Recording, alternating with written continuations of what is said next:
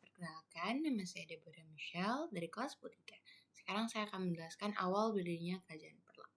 Kerajaan Perlak adalah kerajaan Islam pertama di Indonesia yang berdiri sekitar tahun 840 Masehi di Aceh Timur, tepatnya di Perlak. Awalnya, wilayah ini dikenal sebagai pusat perdagangan rempah-rempah yang ramai, sehingga banyak pedagang asing datang termasuk dari Arab dan Persia. Karena seringnya interaksi dengan pedagang Muslim, masyarakat Perlak mulai mengenal dan memeluk agama Islam. Sering waktu muncullah seorang tokoh keturunan Arab Persia yang diangkat menjadi raja pertama, yaitu Sultan Alauddin Syed Maulana Abdul Aziz Shah. Dari sinilah kerajaan Perlak berdiri sebagai kerajaan Islam pertama di Nusantara. Dengan letaknya yang strategis dan hubungan dagang internasional, Perlak jadi pintu masuk awal penyebaran Islam ke berbagai wilayah di Indonesia. Halo semuanya, perkenalkan nama saya Burafi Rafa dari absen 7. Di sini saya akan menjelaskan lokasi Kerajaan Perlak. Jadi Kerajaan Perlak itu terletak di wilayah Perlak yang sekarang berada di Aceh Timur, Sumatera Utara, Indonesia. Nah, kerajaan itu merupakan salah satu kerajaan Islam pertama di Indonesia loh. Nah, wilayah Kerajaan Perlak ini tuh mencakup daerah pesisir di Aceh Timur yang dikenal sebagai penghasil kayu perlak yang berkualitas tinggi. Halo semua, perkenalkan nama aku Vera Salsabiarka. Jadi di sini aku akan memberitahu raja-raja Kerajaan Perlak. Kerajaan Perlak berdiri pada tahun 1840 Masehi dan merupakan kerajaan Islam pertama di Asia Tenggara. Raja-rajanya berasal dari dua dinasti besar. Yang pertama itu ada dinasti Shia 840 sampai 903 Masehi. Raja pertama adalah Sultan Alauddin Syed Maulana Abdul Aziz Shah yang naik tahta tahun 1840 Masehi. Ia adalah keturunan Arab Persia yang menyebarkan ajaran Islam di Syiah Perlak. Pemerintah dinasti Syiah berlangsung sekitar 50 tahun, namun kemudian terjadi konflik mazhab dengan kelompok Sunni. Yang kedua ada Raja dinasti Sunni 904 sampai 1262 Masehi. Setelah konflik mazhab, kekuasaan beralih ke kelompok Sunni. Raja pertama dari dinasti ini adalah Sultan Mahdam Alauddin Malik Abdul Qadir Shah Jahan berdaulat. Dinasti Sunni bertahan lebih lama dan lebih stabil. Beberapa raja terkenal dari Prodia ini memperkuat posisi Perlak sebagai pusat dagang dan penyebaran Islam. Kerajaan Perlak akhirnya bergabung dengan Kerajaan Samudra Pasai pada akhir abad ke-13. Beberapa peninggalan Kerajaan Perlak yang masih dikenal sampai sekarang adalah 1. Naskah-naskah kuno yang berisi ajaran Islam dan catatan sejarah kerajaan. Yang kedua ada makam raja-raja Perlak, termasuk makam Sultan pertama yang menjadi bukti nyata keberadaan kerajaan ini. Yang ketiga ada masjid tua seperti Masjid Raya Perlak yang masih digunakan hingga kini. Dan yang terakhir ada catatan dari luar negeri, seperti dari pedagang Arab dan Cina yang mencatat keberadaan Perlak sebagai kerajaan Islam awal. Semua peninggalan ini menunjukkan bahwa Perlak punya peran penting dalam sejarah Islam di Indonesia. Baik semuanya, di sini saya akan menjelaskan tentang keadaan sosial ekonomi Kerajaan Perlak. Untuk yang pertama, kita akan membahas keadaan sosialnya terlebih dahulu ya. Untuk keadaan sosial Kerajaan Perlak memiliki masyarakat yang majemuk, yaitu berasal dari berbagai etnis seperti Melayu, India, Arab, dan juga Persia.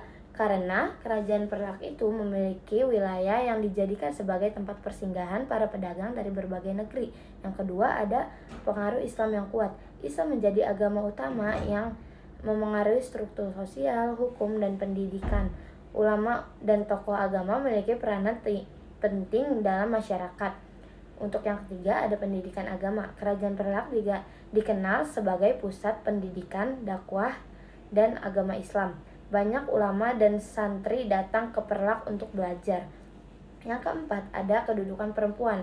Perlak dikenal unik karena sempat dipimpin oleh ratu, yaitu ratunya bernama Sultan Nasrisyah, yang menunjukkan kedudukan perempuan cukup tinggi pada masa itu. Lalu selanjutnya kita akan membahas tentang keadaan ekonominya. Untuk perdagangan, letaknya yang strategis di jalur pelayaran, yaitu Selat Malaka, menjadikan Perlak sebagai pusat perdagangan yang ramai. Lalu yang kedua ada pertanian dan perkebunan.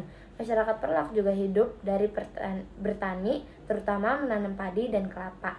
Yang ketiga ada industri rumah tangga. Terdapat kegiatan produksi seperti pembuatan kain tenun, peralatan logam, dan kerajinan tangan.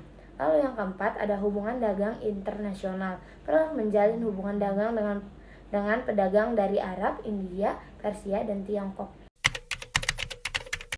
Selanjutnya, aku akan memberitahu apa saja sih politik yang ada di kerajaan Perak. Yang pertama, pemerintahan bercorak Islam dimulai dari Syiah lalu berubah menjadi Sunni. Yang kedua, ada politik kerajaan sangat dipengaruhi oleh ajaran agama, terutama dalam hukum dan hubungan diplomatik. Yang ketiga, Perak menjalin hubungan dagang dengan Arab, India, dan Tiongkok, menjadikannya pelabuhan strategis di Selat Malaka. Yang keempat, ada konflik mazhab Syiah versus Sunni. Pernah menyebabkan ketegangan dan perpecahan, tetapi juga memunculkan konsolidasi kekuasaan dan stabilitas setelah perpindahan ke dinasti Sunni.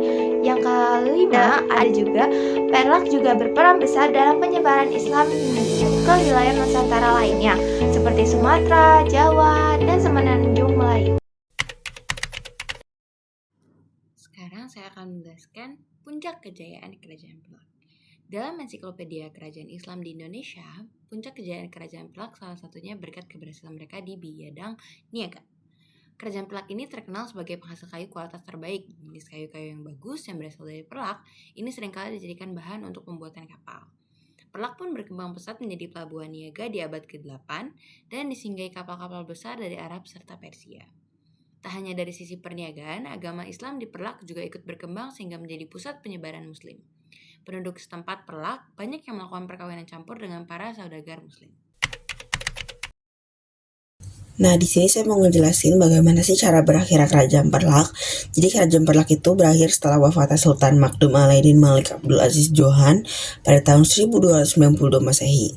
Nah, kemunduran kerajaan itu dipercepat oleh ketidakstabilan politik internal dan persaingan antara anggota keluarga kerajaan yang menyebabkan pedagang itu beralih ke Pasai.